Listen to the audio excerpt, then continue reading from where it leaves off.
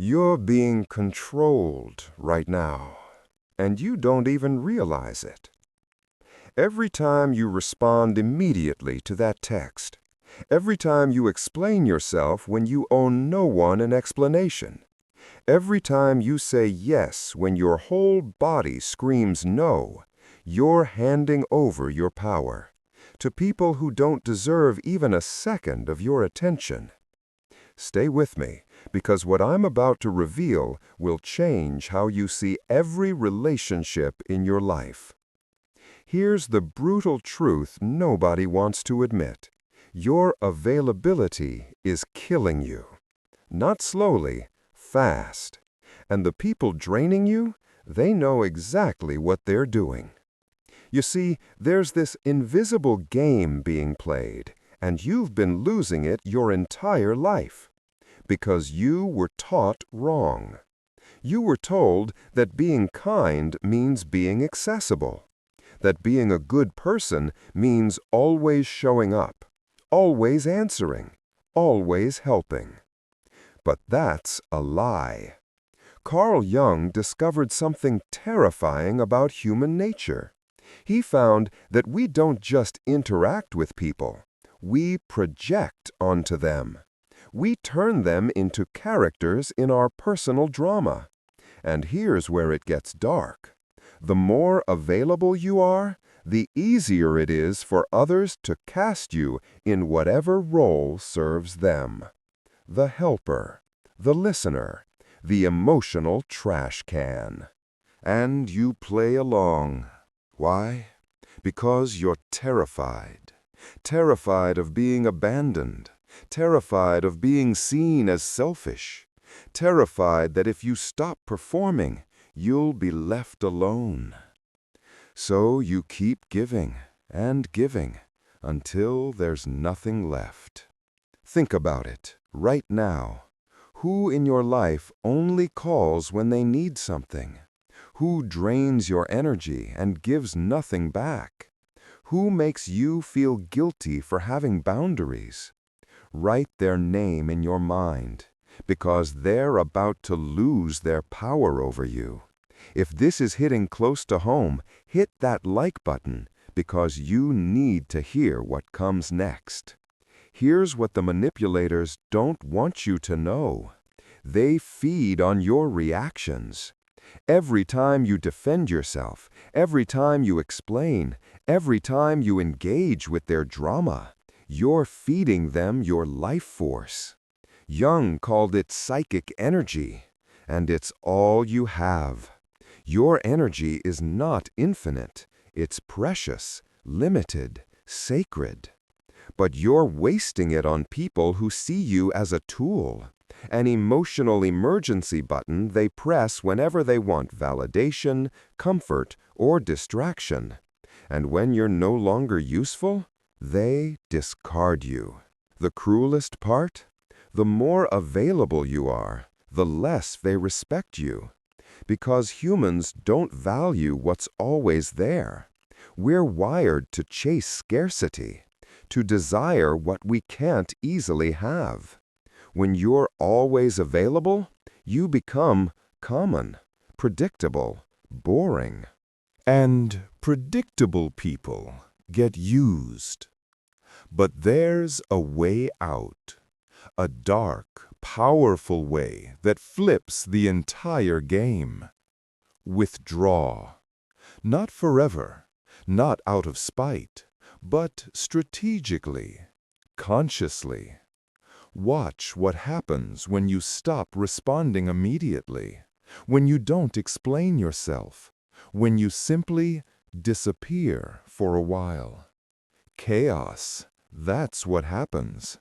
People panic, they get angry, they accuse you of changing, of being cold, of being selfish. But here's the truth they'll never admit. They're not upset because they miss you. They're upset because you stopped playing your role in their script. Your silence removes their narrative control, and control is all they ever wanted. Let me share something that will make your blood run cold. The people who get most upset when you set boundaries, those are the ones who benefited most from you having none. Read that again. The friend who calls you selfish when you say no, they needed you to stay selfless so they could keep taking. The partner who accuses you of being distant when you need space, they needed you close so they could keep feeding off your emotional labor. The family member who says you've changed, you haven't changed, you've just stopped being useful to them. And that reveals everything. If you're ready to reclaim your power, subscribe and turn on notifications, because this journey gets deeper. Now here's where it gets really interesting. There's a weapon so powerful, so devastating, that most people never learn to use it. Not the silence of weakness, not hiding, not running away. I'm talking about conscious, strategic, brutally lucid silence. The kind of silence that isn't absence, it's amplified presence. When you stop reacting, something shifts. You start to see patterns you never noticed before. The manipulation tactics, the emotional games, the cycles that kept you trapped. Silence gives you clarity, and clarity is dangerous to people who need you confused to control you. Have you ever noticed how some people absolutely panic when you don't respond? When you don't explain yourself? When you just exist without justifying your existence? It's not because they care about you. It's because your silence exposes their emptiness. Your absence forces them to sit with their own thoughts, their own internal noise, and they can't handle it. So they lash out, they provoke, they try anything to get you to react, because your reaction means they still have power over you. But when you stay silent, when you refuse to engage, you become untouchable. Jung said something profound. We do not become enlightened by imagining figures of light, but by making the darkness conscious.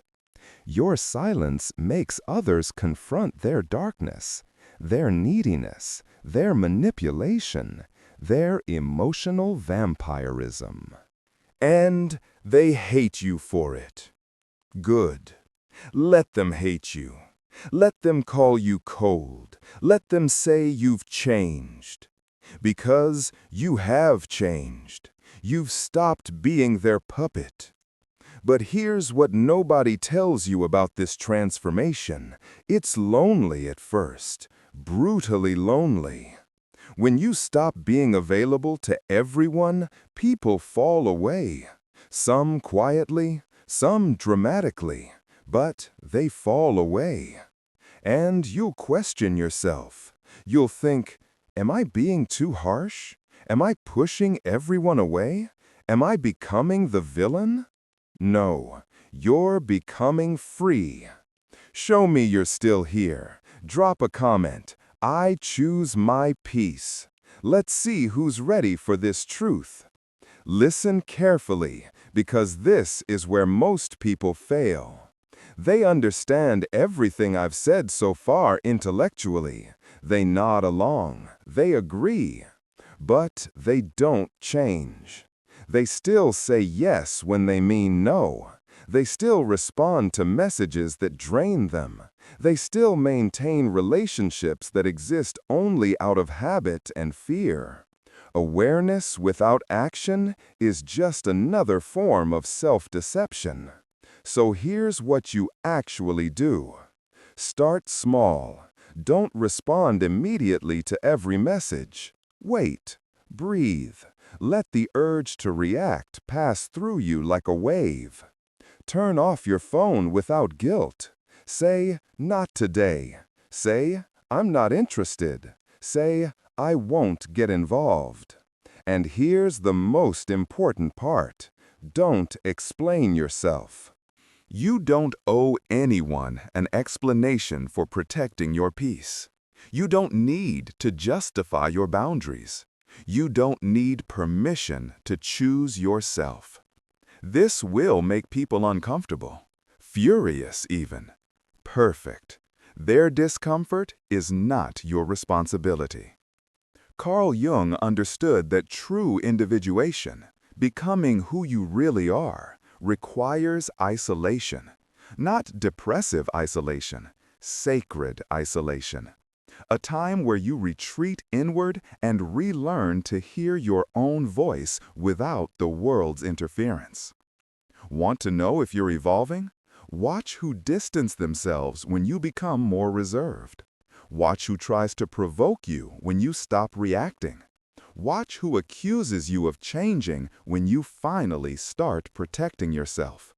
These aren't signs you're wrong. They're proof you're breaking free. The guilt you feel? That's your old programming fighting for survival. That voice saying you're being selfish? That's not your voice. That's every person who ever benefited from your selflessness speaking through you. Silence it. Because here's what happens when you push through that discomfort. First comes the silence. Uncomfortable, almost painful. You wonder if you made a mistake, if you're losing people who loved you. But they didn't love you. They loved what you provided. Then comes solitude. Not the loneliness of absence, the solitude of total presence, your own presence. And in that space, transformation. Where there was once confusion, clarity enters. Where there was once anxiety, peace enters. Where there was once neediness, strength enters. The strength of being whole within yourself. You stop being a reactor and become a creator. You stop being shaped by circumstances and start shaping your reality from within. The people who feel uncomfortable with your absence, they reveal they never wanted you. They wanted the role you played, and that's liberating. You will lose people, but you'll find yourself. You'll distance yourself from places, but you'll reconnect with your essence. You'll become misunderstood, but finally, you'll be respected. Because when you're no longer available for anything, you become valuable, rare, unforgettable. Here's what they don't tell you about self-love. It's not bubble baths and affirmations. It's choosing yourself, even when it costs you relationships. It's walking away from people who feel like home, but treat you like a hotel. It's saying no to love that requires you to abandon yourself.